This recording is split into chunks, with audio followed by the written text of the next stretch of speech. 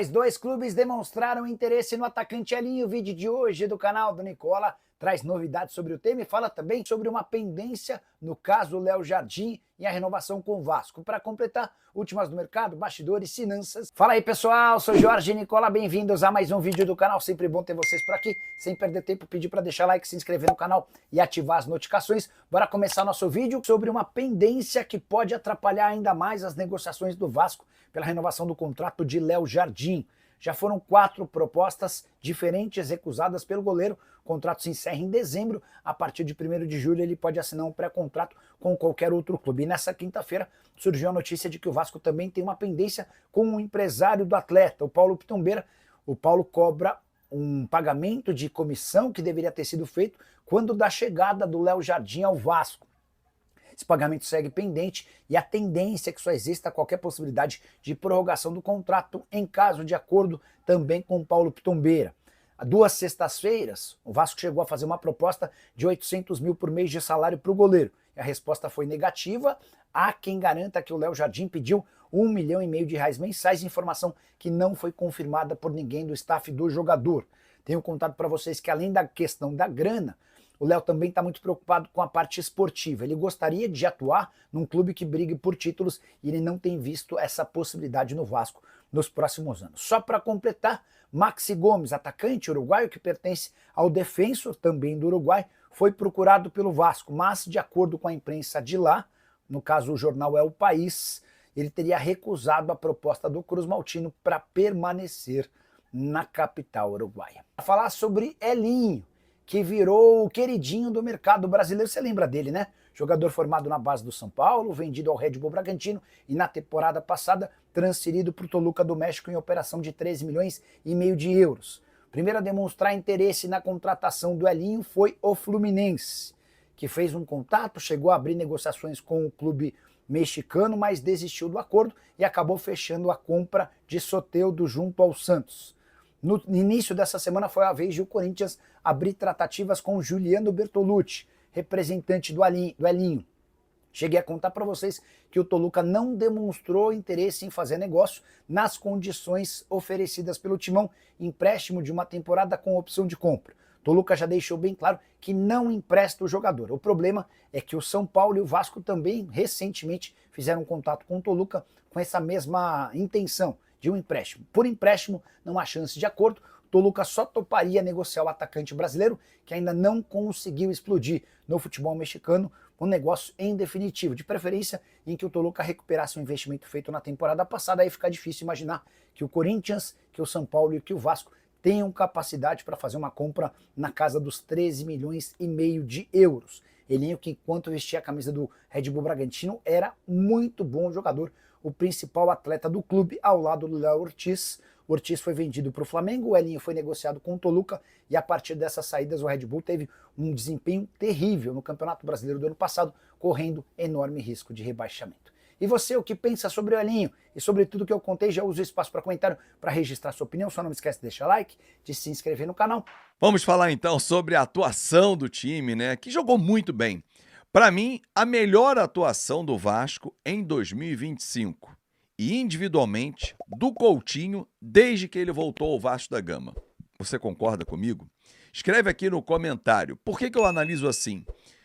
Aos poucos e com o tempo, e foram 11 dias entre o Bragantino e o São Paulo, o técnico Fernando Diniz está conseguindo dar a sua cara, a sua identidade ao time do Vasco da Gama. Antes de começar o jogo, havia um pessimismo muito grande. Recebi mensagens de amigos vascaínos. Pô, tá vendo? Estamos no rebaixamento, no chat do jogo. Muita gente, parabéns ao Pedrinho, não sei o quê, sua turma. Eu falei, gente, calma. O jogo vai começar. Só um empate já de início tira o Vasco da zona de rebaixamento. É pouco, é pouco. Hoje o Vasco é o 13º colocado do Campeonato Brasileiro. E ali vai ficar um mês, até voltar à competição. Pô, Fábio, você está satisfeito com isso? Não!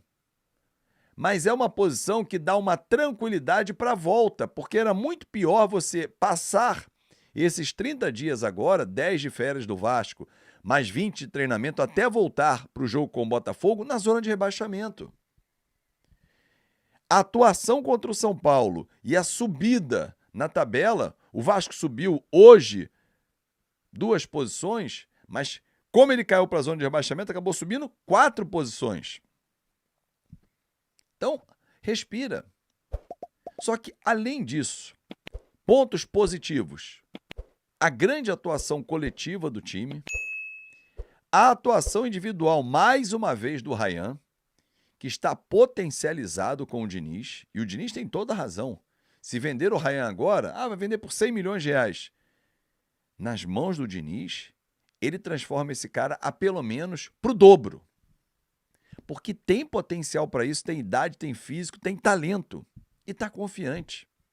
Fez o primeiro gol, foi falha do Rafael. Foi falha do Rafael. Mas e aí? Não tem mérito, então, Ryan? No segundo gol, ele briga, cruza, ele bate para dentro do gol, o Rafael espalma. O Nuno, antes do jogo, fez o gol. Eu falei antes do jogo, quem acompanhou a narração, eu fiz o campo tático, falei assim, olha, jogada se desenvolve do lado direito, o Nuno tem que entrar na área com o Verratti, o Coutinho tem que pisar também na área, o Vasco tem que ter 3, 4 opções dentro da área. O jogo se desenvolve pela esquerda, quem entra na área aparece é o Ryan, da mesma forma. O Nuno estava onde? O Coutinho dá até um corta-luz para o Nuno fazer o gol. Vasco vira 2-0 e era óbvio que o São Paulo iria pressionar o Vasco. Fábio, mas o São Paulo tinha desfalques. Cada um com seus problemas. O Vasco também tem desfalque. Ora, um jogo ou outro, ele acaba tendo desfalque. Então isso justifica a posição do Vasco? Não. O Vasco jogou com autoridade. Foi uma vitória gigante. Anotou a placa? Não deu nem tempo. O terceiro gol veio numa jogada trabalhada, como eu coloquei na narração de pé em pé. O Paulo Henrique foi no fundo, cruzou. O movimento do Verratti de, ao invés de ir para dentro da pequena área, ele sai. E o cruzamento para trás, ele chapa a bola. Cara, gol de artilheiro. Verratti é um dos artilheiros do Campeonato Brasileiro. 8 gols, um atrás do Arrascaeta. Junto com o Caio Jorge. E olha que o Vasco é 13º colocado, hein? Imagina, depois do Mundial, se o Vasco começa a subir de produção, com tempo para treinar, porque o Diniz vai ter 20 dias, com peças que vão chegar, o Coutinho ficando. Quantos gols o Verratti não vai fazer? Ontem, o trio de ataque fez gol. Ryan, Nuno e Verratti. O trio funcionou. O time funcionou. O sistema defensivo funcionou, foi bem. Eu esperava que Maurício Lemos e Luiz Gustavo começassem. Ele começou com João Vitor e o Lucas Freitas, que foram bem. Teve uma falha individual, o Lucas Freitas, uma bola que ele recua para o Léo Jardim, que ele não olha onde está o Léo. E na cabeçada do João Vitor, no corte feito no lance do gol, foi uma infelicidade, uma sorte dos caras, mas estava 40 e poucos. O Vasco mandou no jogo. O Vasco botou o Luciano, o André Silva, o Dinemo, todo mundo no bolso. E mandou. Partiu para cima, fez dos dois lados 2 avenidas. O Coutinho jogou pra cacete ontem. Se você não viu o jogo, assista. Esse é o Coutinho que nós queremos. E tomara que ele fique, porque ele está melhorando nas mãos do Diniz. Na entrevista coletiva do Diniz, não sei se você lembra, a minha pergunta foi: você, no Fluminense, potencializou o Paulo Henrique Ganso, recuperou o Ganso. Pode ser assim com o Coutinho? E ele falou que é uma honra trabalhar com o Coutinho. O Coutinho, no fim do jogo, disse que não sabe se vai ficar e tal. Mas, gente, a tendência é que fique. Vamos passar uma sexta-feira tranquila. Fim de semana, dias agora até a volta do Campeonato Brasileiro. Agora a diretoria tem que trabalhar. O Admar Lopes está chegando no executivo, ele tem que começar, meu irmão, a botar a mão na massa. Esquece. Ele tem que ir para cima, trazer pelo menos uns 3 caras bons, aproveitar a gordura que o país deixou no orçamento, trazer um meia fera para jogar com o Coutinho ou na vaga do Coutinho. Mas se o Coutinho sair, tem que trazer 2. Eu digo, na vaga do Coutinho é quando ele for substituído. Tietê jogou muita bola, o Hugo Moura também. O time foi muito bem. Vitória gigante, do tamanho do Vasco. Vitória Vascão. Um grande abraço, uma ótima sexta-feira.